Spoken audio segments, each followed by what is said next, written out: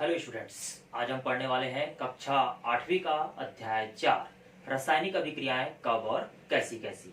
ठीक है, तो हमने इसका दो भाग आप लोगों को पढ़ा दिया था, पार्ट 1 और पार्ट 2 पढ़ा दिया था। आज इसमें पार्ट 3 पढ़ने वाले हैं। ठीक है, पार्ट 1 में मैंने आप लोगों को अभिकारक किसे कहते हैं, उत्पाद किसे कहते हैं, ठीक है, साथ ही साथ आप लोग को संयोजन, वियोजन, विस्थापन, है ना, ऑक्सीकरण, अपचयन, उदासीनीकरण, इन सभी जो अभिक्रियाएं हैं उन सभी का मैंने आप लोगों को परिभाषा बता दिया था, साथ ही साथ उसका एग्जाम्पल भी आप लोग को बता दिया था। ठीक है, अब इसके पार्ट 3 में चलते हैं हम लोग, है ना, अध्याय 4 रासायनिक अभिक्रियाएं कब और कैसी कैसी की।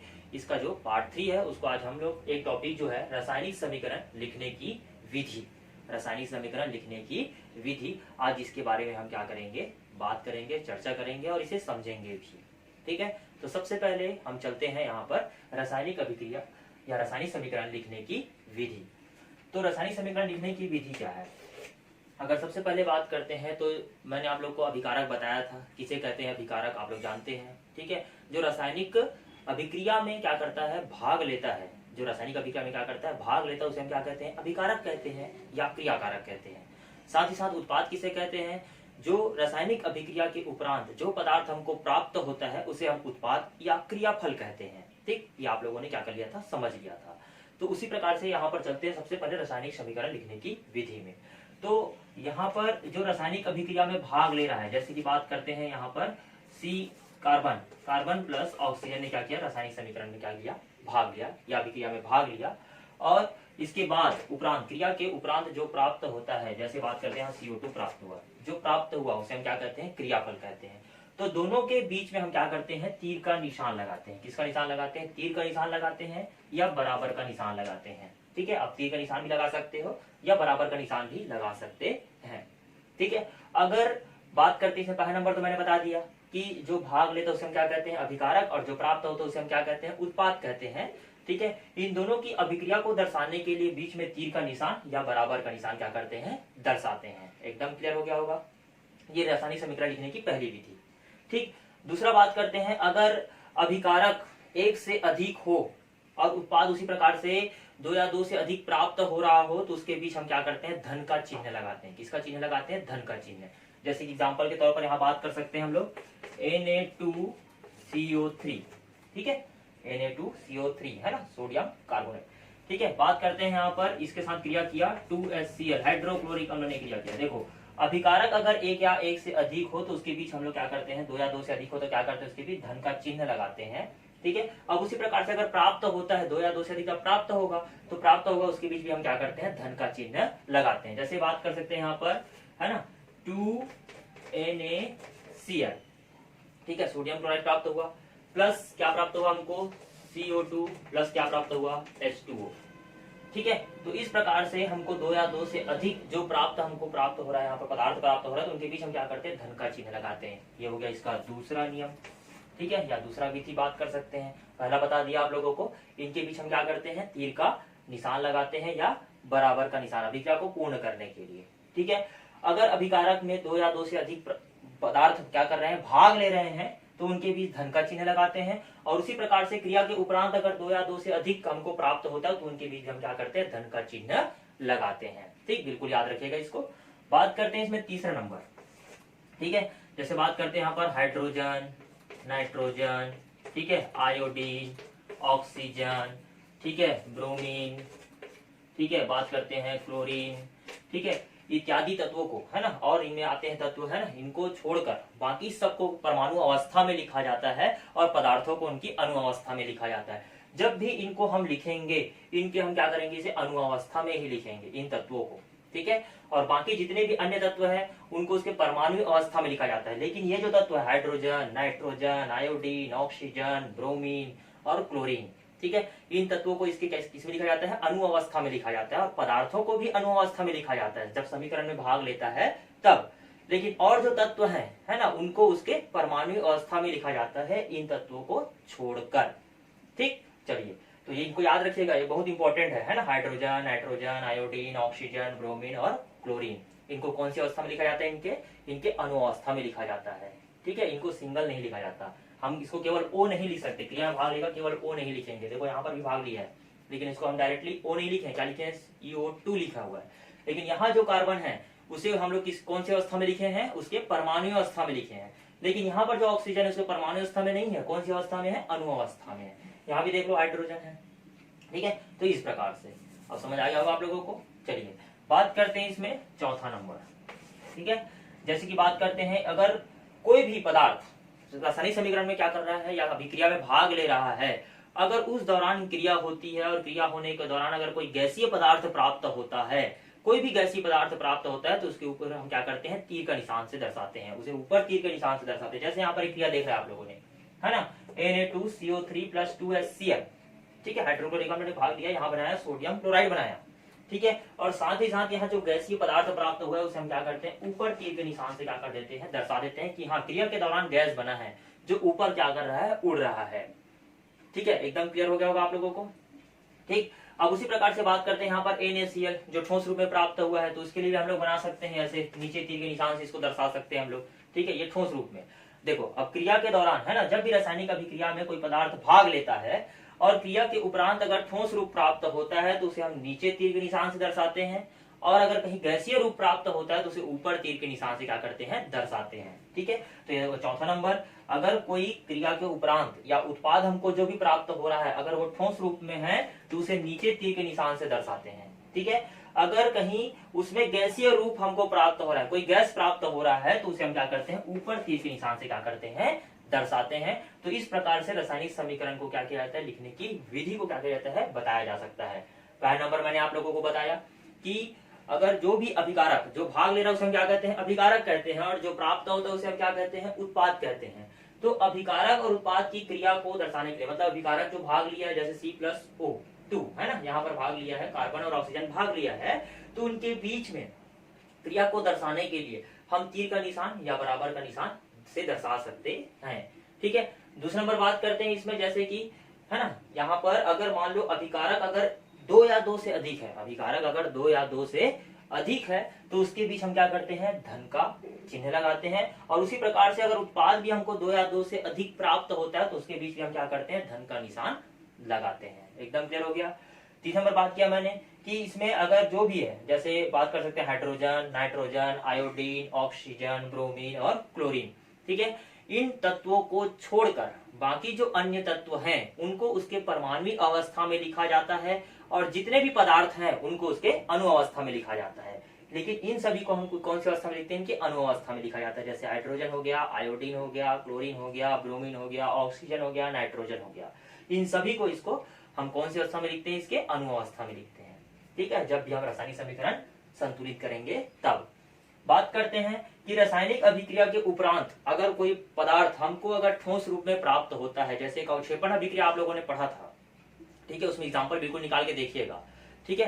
तो अगर कोई पदार्थ हमको क्या होता है, क्रिया के उपरांत जो भी पदार्थ हमको प्राप्त होता है अगर वो ठोस रूप में प्राप्त हो रहा है तो उसे हम क्या करते हैं, नीचे तीर के निशान से क्या करते हैं, दर्शाते हैं, ठीक है। अगर क्रिया के उपरांत अगर कोई पदार्थ हमको गैसीय रूप में प्राप्त होता है तो उसे हम क्या करते हैं, ऊपर तीर के निशान से क्या करते हैं, दर्शाते हैं। तो इस प्रकार से हम क्या करते हैं, रासायनिक समीकरण लिखने की विधि को क्या कर सकते हैं, समझ सकते हैं कि रासायनिक समीकरण को हाँ ऐसा लिखा जाता है। हाँ, एक बात और याद रखना है कि रासायनिक समीकरण जब भी लिखते हैं तो दोनों साइड, मतलब बोलना चाहिए अभिकारक और उत्पाद दोनों की जो मात्रा है ना, वो कैसा होना चाहिए, बराबर होना चाहिए। जिस प्रकार से हम मार्केट जाते हैं और वहां हम जो दुकानदार होता है उसको या जो सब्जी बेच रहा है उसको बोलते हैं कि भैया मुझे 1 किलो क्या दीजिए, आलू दीजिए। तो हम क्या करते हैं, वो तराजू का जो पलड़ा होता है उसको देखते हैं, एक तरफ वो क्या रखता है, 1 किलो का बट रखता है, और एक तरफ आपके आलू को तौलता है।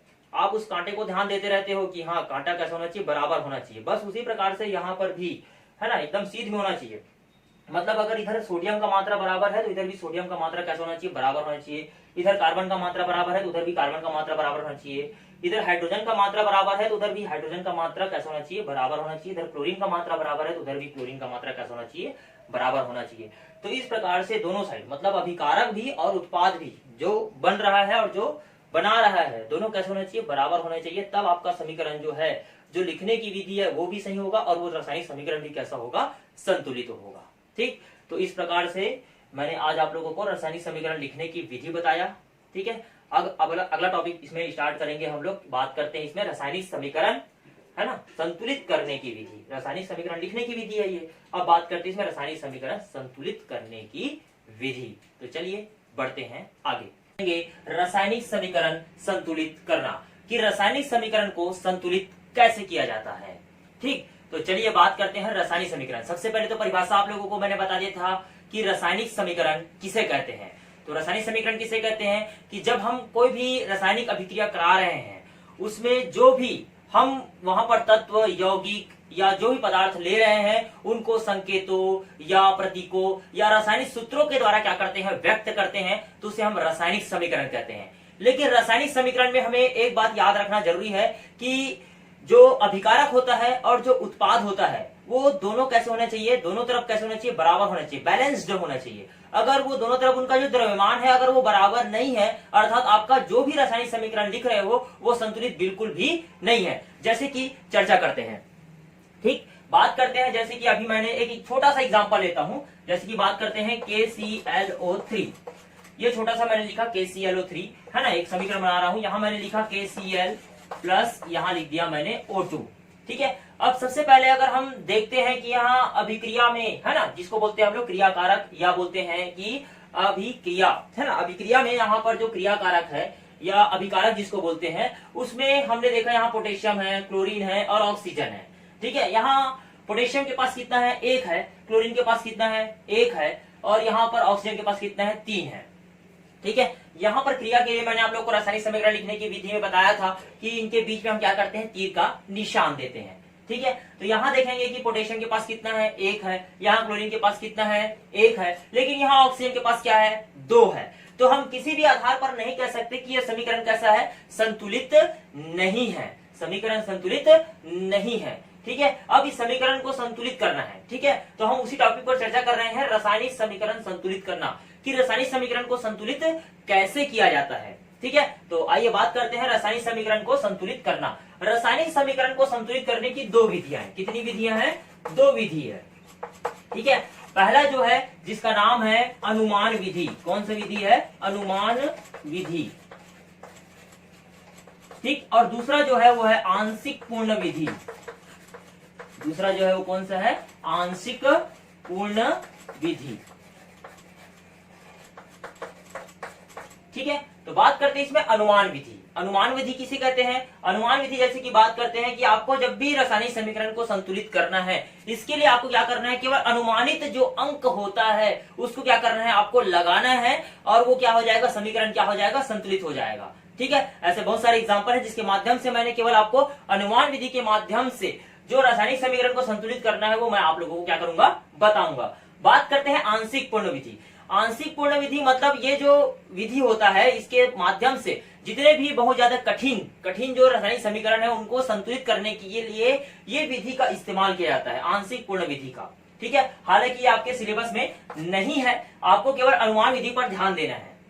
ठीक है, जब आप लोग 11th 12th या बोलना चाहिए कि कॉलेजेस में जाओगे, तब ये आंशिक पूर्ण विधि जो है उसके माध्यम से आप क्या करेंगे, रासायनिक समीकरण को भी क्या करेंगे, संतुलित करेंगे। लेकिन ये जो अनुमान विधि है वो आप लोगों को पूरा 12th तक है ना, ये काम आने वाला है, ये भी मैं आपको बता देना चाहता हूँ। ठीक है, और मैं जो बताऊंगा वो आप लोगों को बहुत ही अच्छा लगेगा और समझ भी आएगा एक बार में। ठीक है, आप अगर बुक में पढ़ोगे तो बुक में पढ़ने के बाद में अगर उसमें से जो भी विधि दिया गया उसको अगर आप डिटेल में पढ़ते हो तो समझ आने वाला नहीं है। अगर समझ भी आ गया तो और अच्छी बात है, लेकिन यहाँ पर जो मैं समझाऊंगा वो आपको बहुत ही क्लियर हो जाएगा। मैंने यहाँ एक समीकरण लिखकर रखा हुआ है, समीकरण लिखकर रखा हुआ है, तो इसमें आप देख रहे हैं कि सर्वप्रथम आपको कहाँ जाना है, अनुमान विधि में। कहाँ जाना है, सबसे पहले अनुमान विधि में। अनुमान विधि में आप देखेंगे कि अनुमान विधि में नियम कहता है कि सर्वप्रथम क्या करना है, आपको समीकरण का क्या देखना है, ढांचा देखना है। क्या देखना है, समीकरण का ढांचा देखना है। तो समीकरण का ढांचा देखते हैं सर्वप्रथम। तो यहाँ पर बोला जा रहा है कि कौन भाग ले रहा है उस पर भी ध्यान देना है और कौन प्राप्त हो रहा है उस पर भी ध्यान देना है। ठीक है, मतलब यहाँ पर क्रियाकारक में कौन कौन भाग ले रहे हैं और उत्पाद में कौन कौन प्राप्त हो रहे हैं, क्रियाफल में कौन कौन प्राप्त हो रहे हैं, उसको भी ध्यान देना है। तो सबसे पहले हम देखते हैं समीकरण का ढांचा। तो समीकरण का ढांचा देखने के बाद में हमको समझ आ रहा है कि यहाँ पर कौन भाग लिया है, पोटेशियम, उसके बाद फिर क्लोरीन, है ना, उसके बाद फिर कौन है यहाँ पर, ऑक्सीजन। ऑक्सीजन के भाग लेने के बाद में यहाँ पर जो है क्रिया हुआ है, अभिक्रिया हुआ है, उस दौरान क्या क्या प्राप्त हुआ है, यहाँ पर प्राप्त हुआ है ना, पोटेशियम क्लोराइड प्राप्त हुआ है और साथ ही साथ यहाँ पर ऑक्सीजन प्राप्त हुआ है। ठीक है, लेकिन अब ये देखने के बाद में हमने तो देख लिया था तो कौन कौन से हैं, इसमें यौगिक कौन कौन सा है ये भी देख लिया हम लोगों ने। देखने के बाद में आपको ये ध्यान देना है कि किसके पास कितना है ना, अणु या परमाणु मौजूद है, उसको भी ध्यान देना सबसे पहले। तो यहां पर हम देखते हैं पोटेशियम के पास कितना है, ये क्या है बेटा, अभिकारक है। क्या है ये, अभिकारक है। ठीक है, अभिकारक के पास कितने अणु या परमाणु है उसको देखना है, और उत्पाद के पास कितना अणु या परमाणु है उसको ध्यान देना है। ठीक है, तो सबसे पहले बात करते हैं अभिकारक के पास, यहाँ पोटेशियम के पास कितना है, 1 है। कुछ भी नहीं है इसके पास, मतलब कितना होता है, 1 होता है। ठीक है, हम गणित पढ़ते हैं, गणित में कुछ भी नहीं है मतलब क्या लगा देते हैं, 0 लगा देते हैं, अंडा लगा देते हैं। ठीक है, लेकिन हमको जब भी केमिस्ट्री पढ़ रहे हैं, रसायन पढ़ रहे हैं, तो उसमें ध्यान देना है कि अगर कोई भी तत्व हमारे पास मौजूद है, मतलब उसके जेब में कितना है, 1 है। ये आपको यहाँ पर मायने बैठा के रख लेना है। ठीक है, यहाँ पोटेशियम के पास कितना है, 1 है। क्लोरीन, क्लोरीन के पास हमको कुछ भी दिखाई नहीं दे रहा है, मतलब उसके जेब में कितना है, 1 है। लेकिन यहाँ ऑक्सीजन के पास कितना है, 3 है। कितना है, 3, क्योंकि यहाँ साक्षात लिखा हुआ है कितना है, 3 है। अब क्रिया हुआ, क्रिया होने के बाद आप देख रहे हैं यहाँ पर पोटेशियम के पास कितना है, 1 है, क्योंकि ये उत्पाद है जो प्राप्त हुआ। ठीक है, पोटेशियम के पास कितना है, 1 है, कुछ भी नहीं मतलब कितना है, 1 है। क्लोरीन के पास कितना है, 1 है। लेकिन यहाँ ऑक्सीजन के पास कितना दिखाई दे रहा है आपको, 2 दिखाई दे रहा है। लेकिन यहाँ ऑक्सीजन के पास कितना है, 3 है। तो हम सीधा आंख बंद करके कह सकते हैं कि समीकरण संतुलित नहीं है। इसको क्या करना है, अपने को संतुलित करना है। अब संतुलित करेंगे तो कैसे करेंगे, सबसे पहले हमने तो देख लिया कि इसमें कितना अणु या परमाणु मौजूद है। ठीक है, यहाँ पोटेशियम के पास कितना था, 1 था। क्लोरीन के पास कितना है, 1 है। इसके पास कितना है, 3 है। यहाँ पोटेशियम के पास कितना है, 1 है। क्लोरीन के पास कितना है, 1 है। लेकिन ऑक्सीजन के पास कितना है, 2 है। तो ये पोटेशियम तो हैप्पी है, खुश है, ये भी पोटेशियम हैप्पी है, बोल रहा है भैया तेरे पास भी 1 है, मेरे पास भी कितना है, 1 है। क्लोरीन भी बोल रहा है भैया मेरे पास भी 1 है, आपके पास भी 1 है, क्योंकि यहाँ पर बीच में क्या बन गया है, पर्दा बन गया है। ठीक है, कोई भी दोस्त होते हैं ना जिसके पास में अगर मान लो 100 रुपया है, तो सामने वाले के पास भी 100 रुपया है, तो दोनों हैप्पी रहते हैं कि तेरी जेब में भी 100 रुपया है, मेरे जेब में भी 100 रुपया है, तो हैप्पी रहते हैं। लेकिन अगर किसी की जेब में अगर 50 रुपया रहे तो वो अनहैप्पी हो जाता है, बोलता है भैया अरे यार तेरी जेब में 100 रुपया, मेरे पास 50 ही है यार, वो थोड़ा सा अनहैप्पी हो जाता है। ठीक है, तो बात करते हैं यहाँ पर, है ना, कि इसके पास 1 है, इसके पास कितना है, 1 है। इसके पास भी कितना है, 1 है। इसके पास भी कितना है, 1 है। ये दोनों के दोनों तो खुश है, लेकिन ऑक्सीजन अभी भी मुंह बिठा के बैठा हुआ है। इधर वाला तो हैप्पी है क्योंकि इसके पास में कितना है, 3 है। उसके पास कितना है, 2 है। ये क्या बोल रहा है, भैया मुझे 1 और चाहिए। क्या बोल रहा है वो, मुझे 1 और चाहिए, आप कहीं भी से लाके दो, मुझे 1 और चाहिए। लेकिन हम कौन सी विधि पढ़ रहे हैं, अनुमान विधि। आज मंगलवार है और मंगलवार है, बोले जय हनुमान का नाम लेके हम क्या करेंगे, अनुमान विधि लगाएंगे। और अनुमान विधि बोलता है कि आप अपने मन से जो भी लगाना है वो क्या कर दीजिए, लगा दीजिए। वो बोलता है कि अगर जितना भी क्रिया आपको चाहिए, जैसे कि बात करते हैं यहाँ पर, है ना, नियम कहता है, सर्वप्रथम नियम कहता है कि समीकरण के दाईं ओर, नियम कहता है अनुमान विधि के तहत चलेंगे तो नियम कहता है कि समीकरण के दाईं ओर, दाईं ओर मतलब राइट हैंड साइड, बोले तो जेवनी को ती, कहा, जेवनी को ती। ठीक, तो बात करते हैं, हमने क्या कर दिया, 2 लगा दिया। जैसे ही 2 लगाया, ठीक है, यहाँ पोटेशियम के पास कितना हो गया, 2, क्योंकि हमने जब भी हम अपने हिसाब से अंक लगाएंगे, उसे कहां लगाएंगे, हमेशा सामने लगाएंगे, कभी भी हम उसे नीचे नहीं लगाएंगे। इस बात का भी पूर्णतः ध्यान रखना है आप लोगों को। ठीक है, नियम यही कहता है कि जब भी हम क्या लगेंगे, अनुमान विधि से अंक लगाते हैं, चाहे वो 3 हो, 4 हो, 2 हो, है ना, 5 हो, जितना भी हम अंक दे रहे हैं उसे क्या करना है, सर्वप्रथम आपको क्या करना है, सामने ही लगाना है। क्योंकि हम किसी से अगर उधार लेते हैं तो हम भैया ये उधार पैसा आपका करके सीधा जेब में नहीं डाल देते, उसके हम क्या करते हैं, उसके हाथ में देते हैं ताकि वो क्या कर ले, उसको गिन ले। उसी प्रकार से हमको उसके हाथ में देना है, उसके जेब में नहीं डालना है। ठीक है, तो नियम कहता है कि समीकरण के दाईं ओर क्या कर दो, 2 का गुना कर दो। हमने क्या किया, समीकरण के दाईं ओर क्या कर दिया, 2 का गुना कर दिया। जैसे ही 2 का गुना किया, ये 2 एकम 2 और ये 2 एकम 2, मतलब पोटेशियम के पास कितना हो गया, 2। क्लोरीन के पास कितना हो गया, 2। ये दोनों ने तो 2-2 प्राप्त कर लिया। लेकिन इधर वाला क्या कर रहा है, अरे भैया आप लोग को 2-2 मिल गया, अरे मुझे भी चाहिए। तो हम क्या करेंगे, अब इसके पास आएंगे, मतलब हम समीकरण के कहां जाएंगे, बाईं ओर आ जाएंगे और पोटेशियम को 2 देने का प्रयास करेंगे। अब पोटेशियम को 2 देंगे, पोटेशियम कितना मिल गया, 2, क्योंकि गुना हो रहा है ना, अब गुना हो रहा है। 2 एकम 2, यहाँ 1 था, 1 बैठा हुआ था, इसलिए 2 एकम 2, ये 2 एकम 2। लेकिन इसका गुना किया तो कितना बन गया, 3 दूनी 6। कितना बन गया, 3 दूनी 6। अब ऐसा क्या करे कि ये 6 बन जाए, अब ये ऐसा क्या करे कि ये 6 बन जाए। आप एकदम बिंदास बोल सकते हो, भैया यहाँ 3 लगा दो। कितना लगा दो, 3 लगा दो। 3 का अनुमान विधि, 3 का गुना कर दिया, 3 दूनी कितना हो गया, 6। समीकरण संतुलित हो गया, बिल्कुल राइट, एकदम सही समीकरण बना दिया आप लोगों ने।